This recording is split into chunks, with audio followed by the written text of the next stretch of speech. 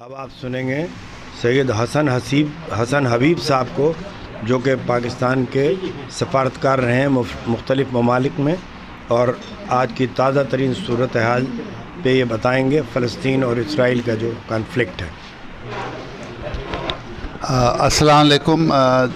صورتحال سے تو تقریباً ہم سب واقف ہی ہیں، جس بے دردی سے بومبنگ کی گئی ہے اور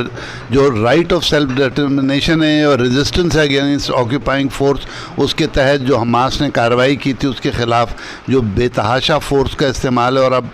پانی بھی بند ہے، بجلی بھی بند ہے، اور جس طرح سے وہ چاہ رہے ہیں اس کو بالکل ختم کر دینا اس آبادی کو جو پہلے ہی بہت پسی ہوئی ہے، تو ہمیں اس لحاظ سے پروٹیسٹ ہم کرتے ہیں